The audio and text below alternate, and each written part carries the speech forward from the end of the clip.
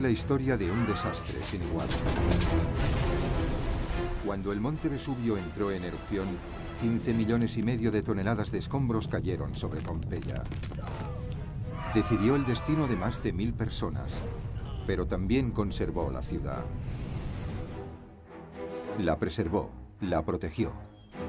Como en ningún otro lugar del mundo, la Pompeya redescubierta nos permite acceder al mundo antiguo. Y ahora, con nuevos descubrimientos e investigaciones, podemos explicar la historia de las personas que vivieron aquel desastre. Son los hombres y mujeres olvidados que vivieron bajo el Imperio Romano y quedaron sepultados cuando su volcán entró en erupción.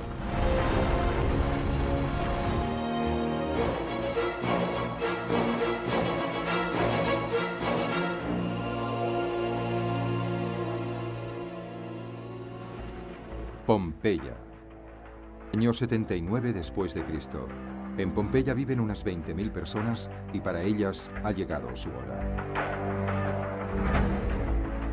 Su ciudad está situada a casi 250 kilómetros de Roma y a unos 5 kilómetros de una pequeña colina llamada Vesubio. Situada en la bahía de Nápoles, es un centro comercial y un lugar de vacaciones.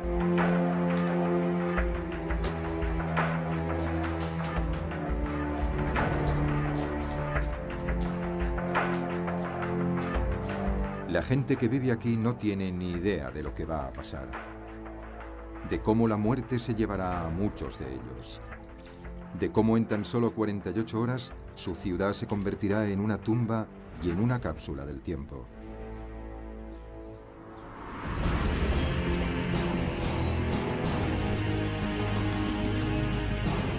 Durante más de 200 años, los arqueólogos han excavado en Pompeya.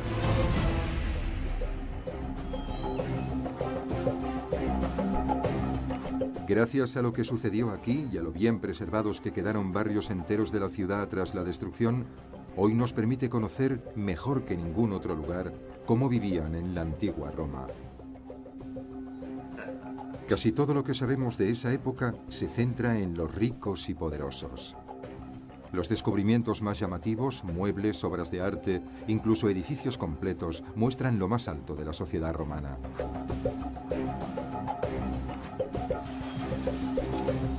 Pero ahora, un equipo analiza un grupo distinto de pompeyanos. Personas que a menudo han pasado inadvertidas, los trabajadores, hombres y mujeres que no pertenecen a la élite. Aquí vemos muchos edificios que pertenecían a los trabajadores. Casas, tiendas, talleres, todo lo que formaba parte de un barrio obrero de Pompeya. Esto nos ofrece una fantástica oportunidad para conocer cómo vivía el 98% de la población, los que hasta ahora habían permanecido en la sombra.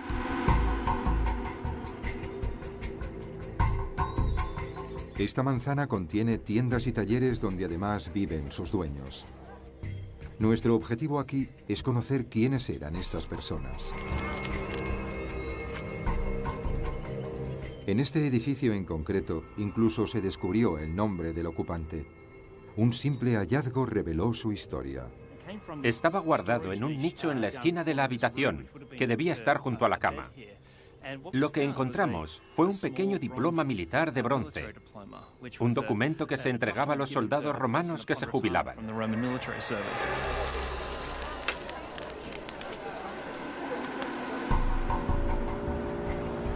Custodiado ahora bajo llave, el documento contiene un resumen de su vida. Al estar hecho de bronce, en vez de papel, sobrevivió y hoy en día aún podemos leerlo. Es un documento muy importante porque establece que perteneció a un ciudadano romano. Su nombre, dice aquí, es Marcus, hijo de Dama, Surus, Garasenus. Garasenus no parece ser realmente un nombre romano. No suena a un nombre romano. De hecho, es de origen sirio, al igual que sus compañeros, que firmaron en el reverso. 3 de ellos son de Antioquía, otro es de Cesarea, etc. Y este hombre sirvió en la flota de Miseno. Lo dice aquí. Fantástico, Miseno está justo frente a Pompeya. Básicamente, son la fuerza policial que mantiene el Mediterráneo libre de piratas. Probablemente no tuvieron un papel muy activo. Más bien se valoraba su presencia en el Mediterráneo, saliendo a navegar, visitando puertos cercanos y asegurándose de mantener el orden. Así que Garasenus es un veterano de la Marina, una fuerza integrada por no ciudadanos. La ciudadanía romana se recibía tras 26 años de servicio y la prueba es este diploma. De ahí que lo llevara consigo. Es como tu pasaporte. Es tu posesión más preciada. Bueno, es más que tu pasaporte. Es una mezcla de tu partida de nacimiento y tu pasaporte. Lo guardaba en el lugar más seguro de su hogar. Por eso sabemos que es el nombre de la persona que dormía en este lecho en el año 79 después de Cristo.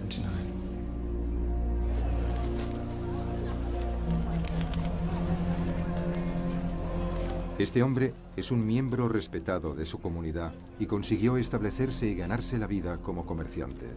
La casa tiene un taller y en él hace objetos de bronce para la venta. Cuando llegaron los primeros excavadores en 1870, encontraron toda una serie de artículos de bronce que se vendían aquí. Excavamos las habitaciones del fondo y otras de la parte delantera y encontramos los diferentes utensilios con los que forjaba el bronce. En la mañana del 23 de agosto del año 79 después de Cristo, Garasenus está entre sus herramientas y vasijas. En el mundo antiguo, el sol dirigía el ritmo de la vida diaria. Apenas hay suficiente luz, se empieza a trabajar. Por toda la calle van abriendo los diversos negocios. En el año 79, aquí había una calle llena de tiendas y talleres con amplias entradas. Pero también encontramos una serie de escaleras que llevaban a los apartamentos del segundo piso.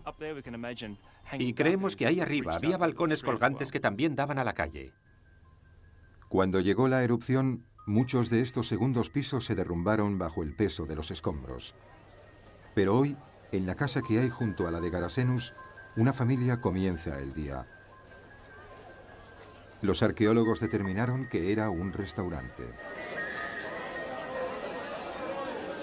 En el umbral había una puerta doble, que se abría por el centro. Los clientes entraban por la puerta delantera y podían ver hasta el fondo de la casa, donde se encontraba el comedor.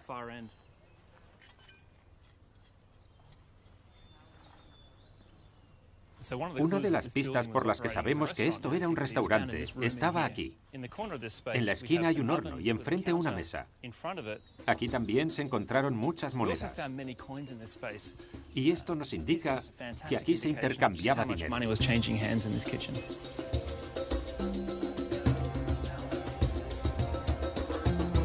Es una casa de comidas. Hay muchas como esta en el Imperio Romano. Sencilla, con clientes habituales, visitantes ocasionales y largas jornadas. En 48 horas no quedará nada. Pero de momento todos tienen que hacer su trabajo. Y las calles están llenas de vida. En esta manzana solo viven trabajadores, pero en la calle es una mezcla. Ricos, pobres, todo tipo de oficios y razas. La gente de Pompeya vive dentro de las murallas de la ciudad y se relacionan entre ellos. De hecho, la primera actividad del día es una reunión de personas de diferente estatus social. El humilde dueño del restaurante, el cabeza de familia, deja a los suyos haciendo sus quehaceres y se dirige hacia la casa cercana de uno de sus vecinos.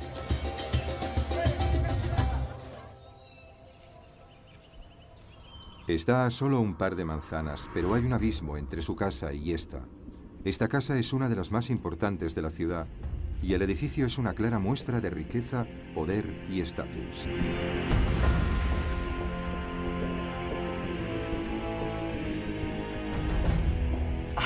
Una casa como esta quiere sorprender a los visitantes. Después de penetrar en el interior por una estrecha entrada, pasamos a un enorme espacio abierto, el atrio.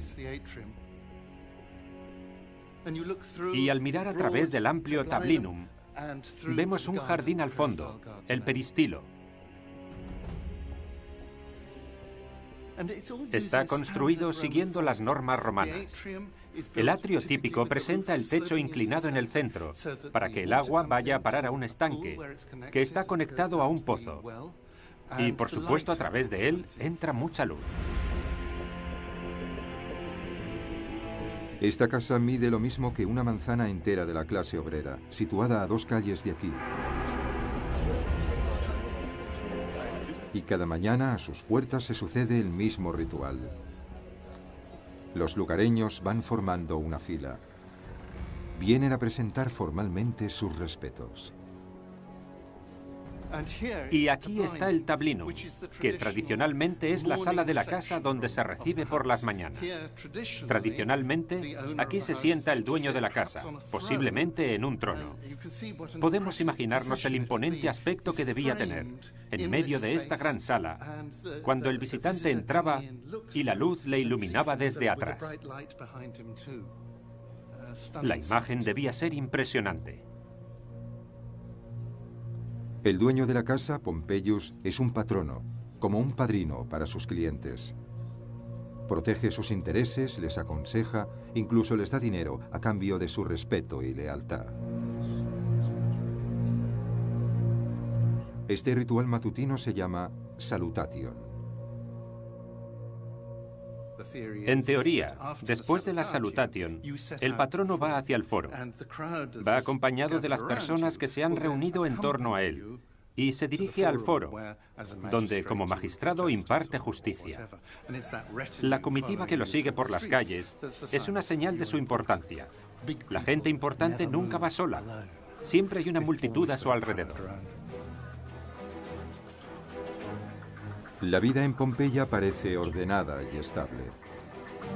Pero mientras Pompeyos y su gente caminan entre la multitud, sucede algo más. A varios kilómetros bajo la superficie de la tierra se acumula una enorme presión.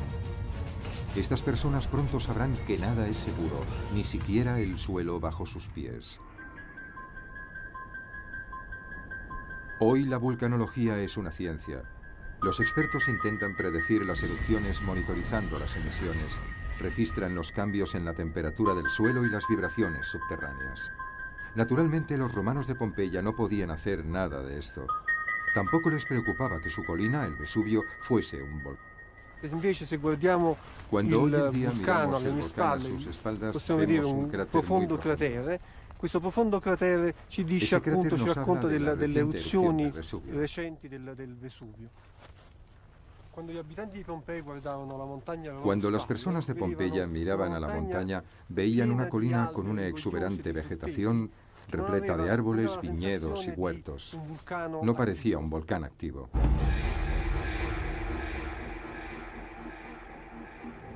Lo que no saben los habitantes locales ni los pastores que hacen pastar allí a sus rebaños es que bajo ellos se ha iniciado una cadena de eventos catastróficos. Si pudiéramos ver lo que pasa bajo nuestros pies, nos daríamos cuenta de que en el interior del volcán, a unos 10 o 15 kilómetros, hay una cámara de magma. La cámara es un espacio subterráneo lleno de roca fundida, a una temperatura de unos 1000 grados centígrados. Al penetrar más magma del habitual en esta cámara, aumentó la presión y se abrió una grieta en las rocas. In questo caso si produce una sovrappressione all'interno della camera magmatica. La roca fundida busca una salida. De hecho, años atrás ya se habían notado sus efectos. La gente de la ciudad vivió una experiencia que hoy consideraríamos una terrible advertencia. Es el aviso de un gran desastre. Un terremoto que azotó la ciudad del año 62 después de Cristo, tan solo 17 años antes de la erupción. Encontramos que en esta pared, por ejemplo, estos ladrillos que hay en la esquina, también trabajados, se rompieron en este punto y fueron sustituidos por material más sencillo. Es decir, que las paredes fueron reconstruidas con los escombros y un diseño más simple.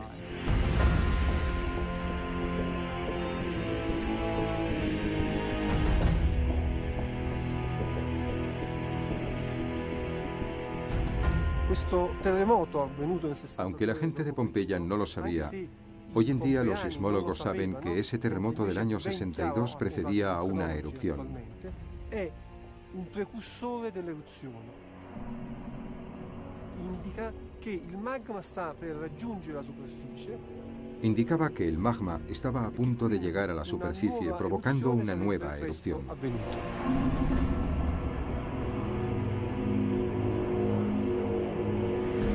Y así fue. Los 17 años ocurridos entre el terremoto y la erupción final son, desde el punto de vista geológico, tan solo un pestañeo. Pero los romanos no veían el mundo así. Para ellos, un desastre natural estaba causado por la ira de un dios. Así, en vez de entender la advertencia y evacuar una ciudad condenada de antemano, los habitantes de Pompeya hicieron todo lo contrario. Intentaron tranquilizar a los dioses mejorando los templos del foro, el principal espacio público de la ciudad, haciéndolos más grandes y ostentosos. Es una demostración de orgullo y prosperidad. Recubiertos de mármol blanco, la víspera de la erupción deberían parecer indestructibles.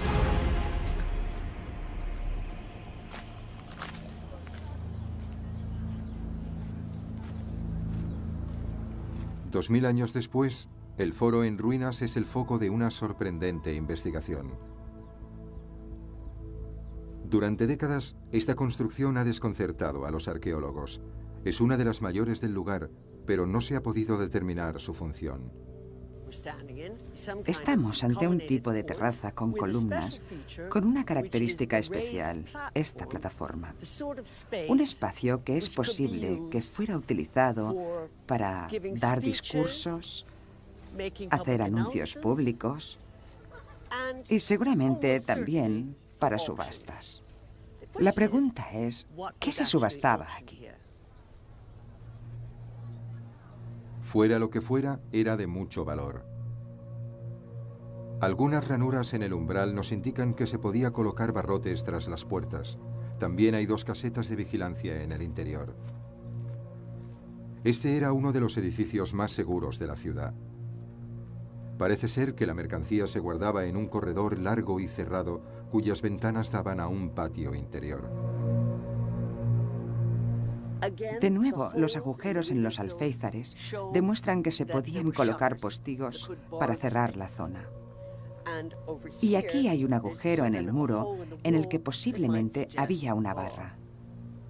Todo ello ha hecho que muchos investigadores dijeran que es posible que aquí hubiera joyas o algo que requería estrecha vigilancia, pero es una forma muy extraña de ver joyas. Esto no es un mostrador, es el alféizar de una ventana. Y yo creo que la función real de este corredor era exponer los esclavos a la venta.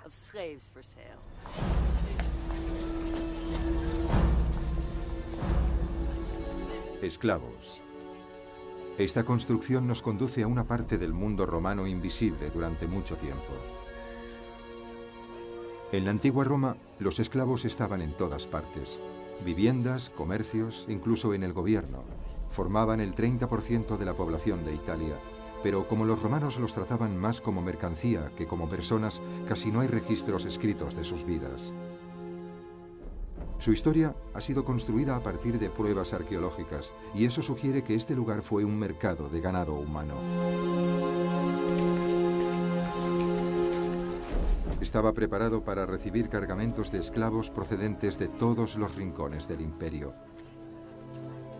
Se traían hasta aquí y se vendían. Probablemente bebían agua y bañaban en la fuente. Los bajaban por la rampa que lleva directamente a esta cripta y los compradores podían mirarlos y examinarlos a través de estas ventanas a una distancia segura, pero lo suficientemente cerca como para ver los defectos. Después los sacaban uno a uno para ser vendidos en la subasta. La subasta es un momento decisivo para un esclavo. Puede marcar la diferencia entre una vida relativamente confortable y una vida miserable. Pero independientemente de quién lo compre, el esclavo nunca será dueño de su propia vida.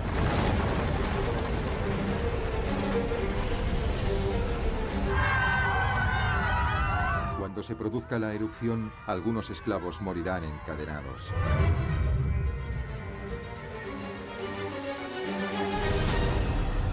Este hombre fue encontrado aquí. No pudo escapar.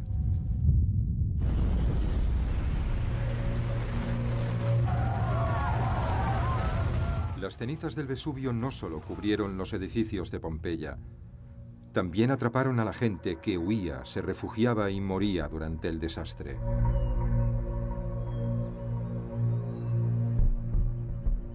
Al endurecerse y solidificarse, conservaron la forma del cuerpo de las víctimas durante mucho tiempo, cuando ya no quedaban restos de carne, y los arqueólogos encontraron cavidades que pudieron rellenar con yeso para crear moldes. Así, después de varios siglos, pudieron ver cómo murieron cuando la enorme furia del volcán los azotó.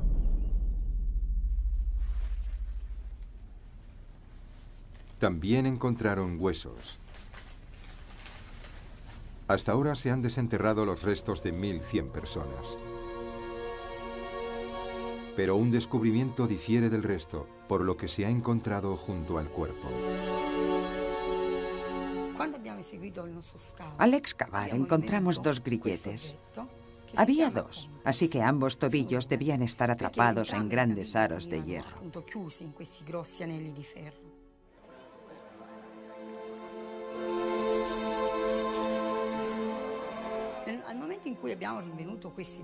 Cuando encontramos los 2 objetos, supimos que el primer esqueleto era el de un esclavo.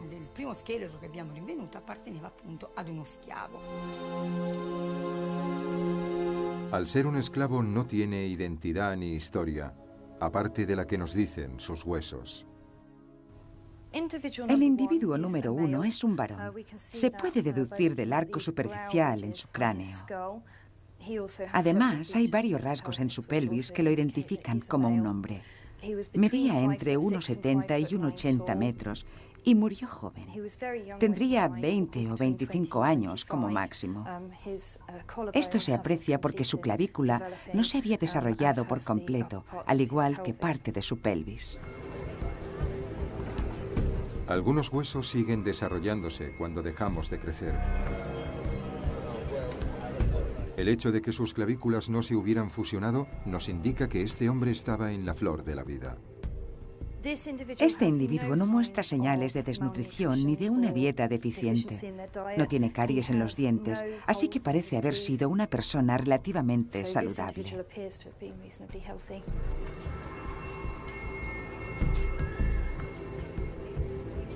La evidencia sugiere que este esclavo fue uno de los afortunados. Seguramente le trataban bien, estaba bien alimentado y no le obligaban a realizar trabajos pesados. Quizás era un esclavo doméstico. Muchas familias romanas tenían uno, y en un hogar rico se encargaban de las labores domésticas menos importantes. La parte principal de la casa impresiona por sus espacios abiertos. Pero si querías encontrar a los esclavos, a los que hacían el trabajo, tenías que buscar en rincones ocultos. Nadie quería ver esa parte de la casa. Era una zona extraña. De pronto ha desaparecido la decoración. Las paredes solo están enyesadas, si es que lo llegan a estar.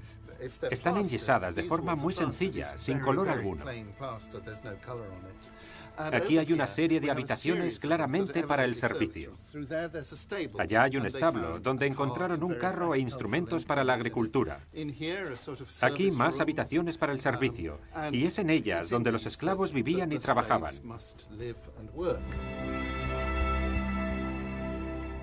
Aquí en el fondo hay una especie de despensa. Hay ánforas contra la pared. Observen qué estrechos son estos pasillos. Contrastan enormemente con el resto de la casa. Aquella zona es amplia, hermosa, está muy bien decorada. Aquí todo es pequeño, estrecho, oscuro, y la diferencia es totalmente intencionada. Recuerden que los esclavos estaban siempre por toda la casa. Había uno en la puerta principal y también sirviendo la mesa.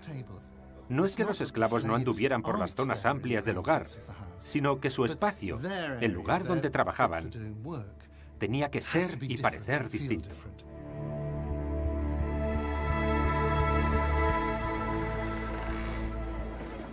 A veces un esclavo podía ocupar una posición importante en el hogar. Incluso podía ganar su libertad, en cuyo caso seguía formando parte del personal de su antiguo dueño y podía continuar su vida como una figura respetable.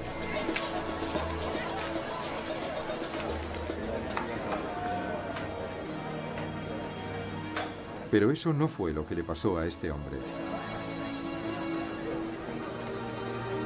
Probablemente era ignorado como persona y más bien se le consideraba una propiedad.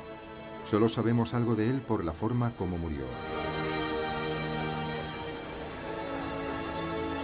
Su cuerpo fue hallado junto al de un hombre mayor. ¿Y en qué tipo de casa estaban? Os encontramos junto a una torre. Cuando se produjo la erupción, huían. Bajo la mirada experta de un antropólogo forense, el estado de sus huesos dice muchas cosas 2000 años después de su muerte. En el esqueleto número 2 hay pruebas evidentes que nos hacen pensar que estuvo expuesto a algún foco de calor. En esta vértebra en concreto, vemos que está carbonizada por la parte delantera. E igual sucede con estas vértebras de aquí. En este hueso del pie podemos ver cómo se carbonizó en su interior, lo que nos indica que el hueso se fracturó. Solo un calor inmenso pudo causar un daño así. El color negro nos indica que estos huesos se vieron expuestos a una temperatura de entre 300 y 600 grados centígrados. Las pruebas nos indican que esta temperatura llegó de forma repentina e intensa.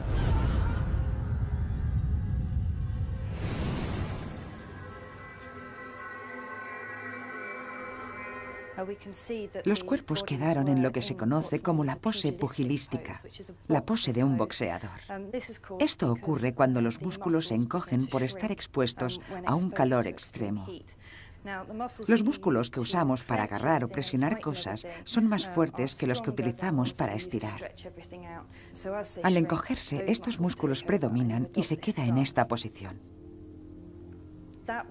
Esto nos indicaría que el individuo murió poco antes de verse expuesto a estas temperaturas.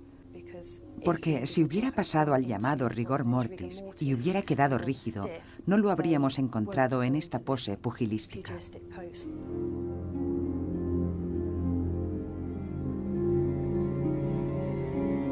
Los arqueólogos han hallado varios cuerpos en esta posición en Pompeya. Hombres y mujeres que fallecieron debido a algo de lo que no pudieron escapar.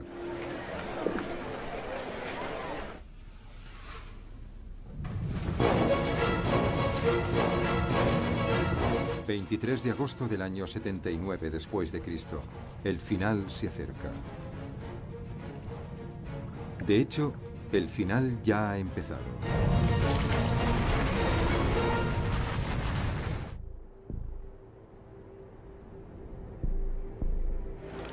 Mientras el último día normal de Pompeya acaba, empiezan a aparecer señales de advertencia. Aunque los ciudadanos no tienen ni idea de lo que va a pasar, el mundo empieza a cambiar frente a sus ojos. El día antes de la erupción, el magma subió hacia la superficie. Durante el proceso, el magma se introdujo entre las grietas de las rocas, lo que creó una mutación física en el volcán. La altura del volcán aumentó y sus laderas se inclinaron más y más, y la línea costera se alejó un poco. Todos estos factores podrían haber sido detectados por los habitantes de Pompeya.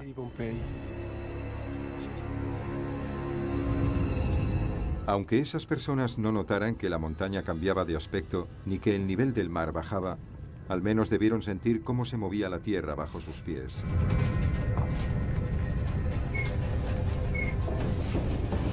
Lamentablemente, según los registros de Roma de esa época, esta región está acostumbrada a los temblores. Los pompeyanos consideran que forman parte de su vida diaria y no como un motivo de alarma, así que no los toman en cuenta. Para muchos se acabó su jornada de trabajo, que empezó al amanecer. Ahora todos están comiendo.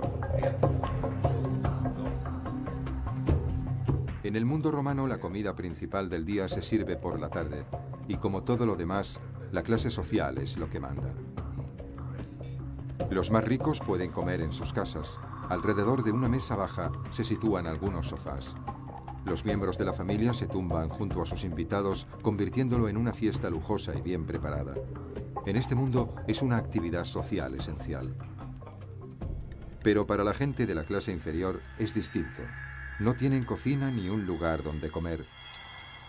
Por el gran número de tabernas y comedores hallados en la ciudad, parece que para muchos era habitual comer fuera. Estamos en uno de los restaurantes que hemos excavado en esta manzana.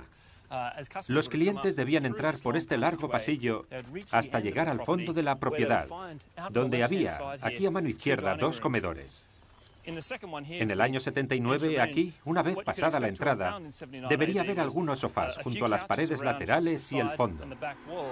La decoración de las paredes es muy simple y sencilla, muy diferente de las llamativas decoraciones de los mejores restaurantes.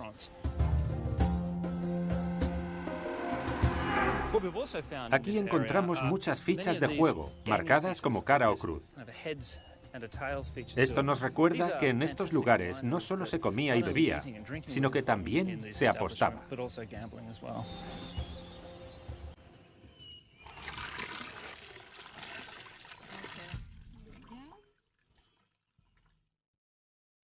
Los arqueólogos que trabajan aquí han conseguido descifrar qué había en el menú.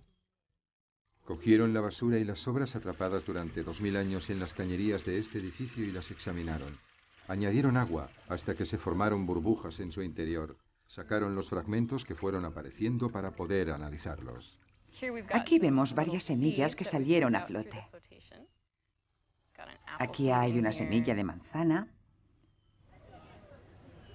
Sabemos que comían una gran variedad de frutas, como manzanas, peras e higos. Hay muchas semillas de uvas, eran algo común. Y muchos huesos y escamas de peces. De hecho, incluso los ciudadanos de clase baja tienen acceso a una amplia variedad de alimentos.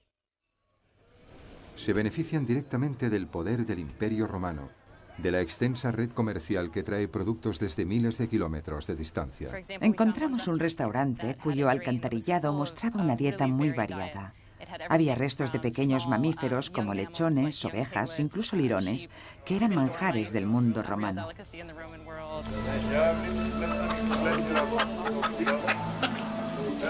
Así que la gente en Pompeya comía bien, pero además ese era un día especial.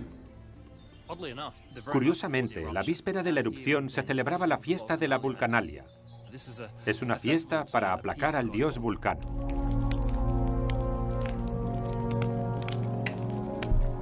Vulcano es el dios del fuego. El fuego como la fuerza que aporta luz y calor a la vida de los romanos. Es el dios herrero. El patrón de los trabajadores del metal como Garasenus. Para los poetas romanos los volcanes eran chimeneas del taller del dios Vulcano y por eso le dieron su nombre. Vulcano es también un dios de destrucción. Vulcano era el dios del fuego, los terremotos y los volcanes. Podemos imaginar que aquí había una serie de fogatas en las que se lanzaba pescado como sacrificio para aplacar la furia del volcán. La gran ironía es que al día siguiente el Vesubio destruyó totalmente la ciudad.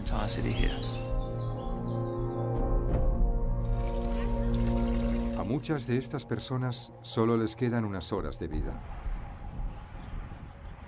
Mientras millones de toneladas de rocas se abren paso por la montaña, Pompeya empieza a vivir su última noche.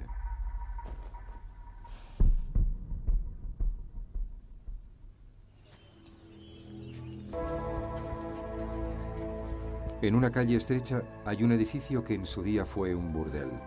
En la pared todavía hay algunos frescos que nos habla de ello. Un aspecto llamativo de este espacio es que cuando nos fijamos en su interior realmente es muy desagradable.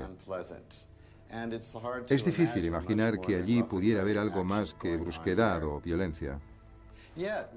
Pero cuando observamos las pinturas que hay fuera, en el pasillo, vemos que son espléndidas, son muy hermosas. Los hombres y mujeres son muy bien parecidos. Los lechos están cubiertos con telas preciosas. Es decir, el artista quería alimentar la fantasía de los clientes del exterior, ofreciéndoles imágenes de sexo entre personas de la clase alta. Y desde luego que no tenían nada que ver con la cruda realidad que había en el interior.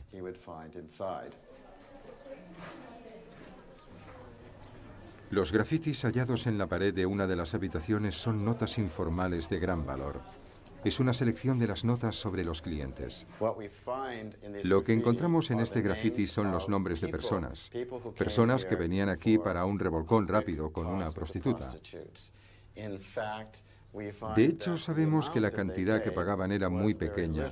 Y el grafiti nos lo dice también. He pagado 2 ases. Eso es muy barato, porque una copa de vino te costaba de 2 a 4 ases. El servicio más caro probablemente costaba 16 ases o un denario, y en ese caso se trataba de una esclava muy especial. Y digo esclava porque sabemos, y este grafiti también nos indica, que los nombres de las prostitutas en su mayoría eran nombres de esclavas. Como era barato, este burdel era un lugar donde acudían las clases bajas en busca de sexo. Un hombre rico podía tener sus propias esclavas para ese fin. Pero en esta sociedad, buscar sexo fuera del matrimonio no se consideraba ningún acto vergonzoso. Visitar un prostíbulo no estaba estigmatizado. Lo sabemos incluso por fuentes literarias. Horacio nos habla del moralista Catón el Viejo, quien alababa a un joven de la alta sociedad por visitar un burdel. ¿Por qué? Porque así salvaba a las mujeres casadas y a las vírgenes de su clase social de su propia lujuria. En los grafitis hay pruebas evidentes. Para un romano no era ninguna vergüenza mantener relaciones sexuales, ya fuera con hombres o con mujeres, siempre y cuando él tuviera el papel activo. La gente de la antigua Roma vivía bajo sus propias reglas. Si lo comparamos con cualquier otro lugar de la época, ser libre y vivir aquí era disfrutar de un alto nivel de vida. Pero el 24 de agosto del año 79 después de Cristo, esa vida se acaba. Por la mañana llega el horror. A las 9 de la mañana del 24 de agosto del año 79 después de Cristo, los habitantes de Pompeya ven salir una débil y densa columna de humo por lo alto del cráter, que depositaba una fina capa de cenizas en las laderas del volcán. De pronto, a la 1 del mediodía llega la gran erupción.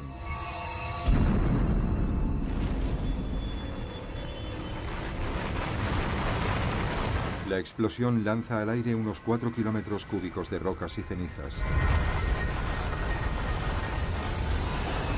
Y los habitantes de Pompeya están debajo.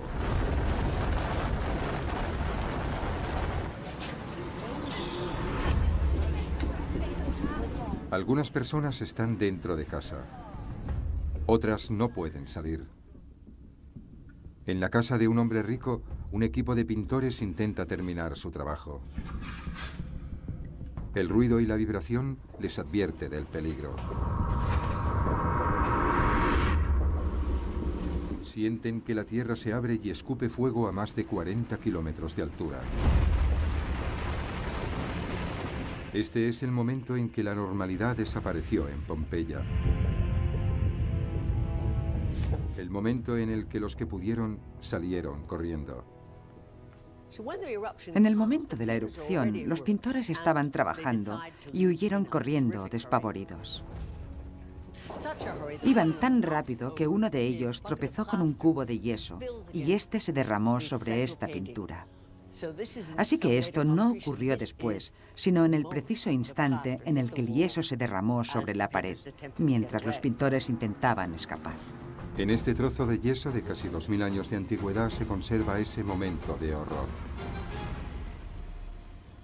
Salieron tan rápido que abandonaron sus herramientas y huyeron.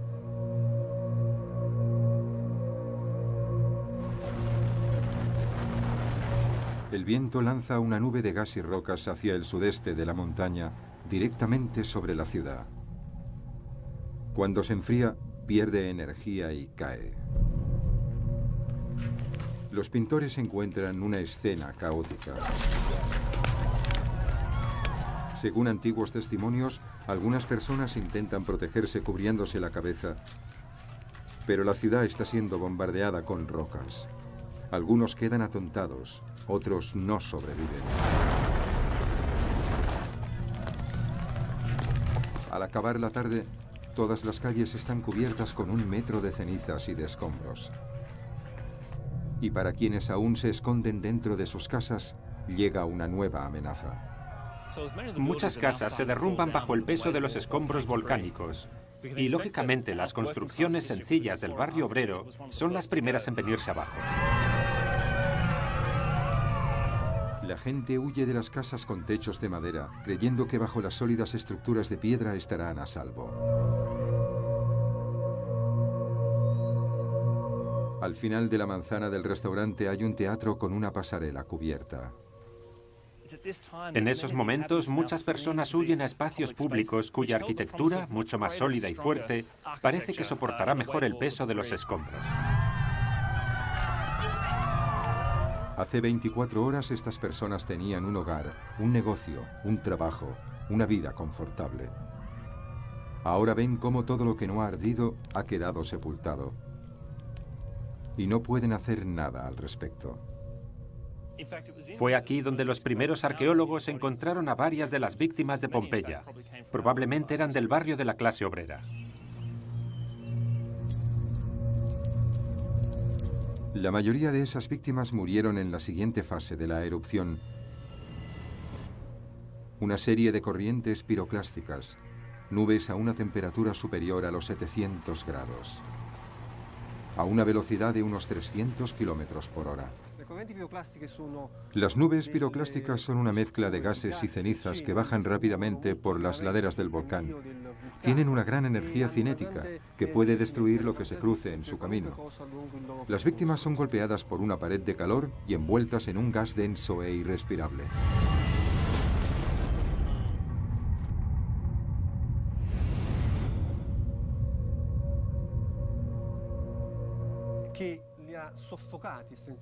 Primero se asfixiaban y a continuación otros flujos piroclásticos sepultaban sus cuerpos.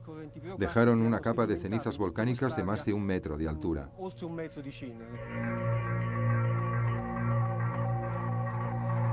Así es como los 2 hombres, el esclavo encadenado y su compañero, llegaron a su fin. ¿Intentaban escapar en el momento en que murieron? Hasta ahora se han recuperado los cuerpos de más de 1000 personas que murieron así. Y puede haber centenares más bajo la capa de ceniza que cubre toda esta región. Se han hecho tantas excavaciones aquí que es fácil olvidar que estas casas quedaron completamente sepultadas. Los arqueólogos no han querido tocar esta parte de la ciudad para mostrar el volumen del material que el volcán depositó sobre Pompeya.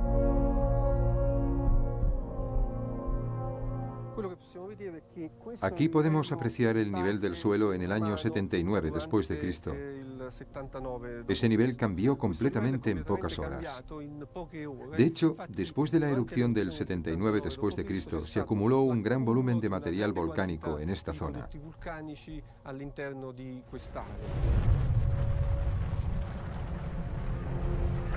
La erupción duró 3 días. Sobre la ciudad cayeron 7,5 millones de toneladas. Pero lo que esta tormenta de cenizas, fuego y rocas no destruyó, lo preservó. Y la ciudad que repentinamente había desaparecido del mapa también comenzó a perderse en la memoria. Pompeya se mantuvo segura y olvidada durante 1500 años, hasta que fue reencontrada por accidente. El imperio romano que lamentó su destrucción ya no existía, pero Pompeya pudo revivir.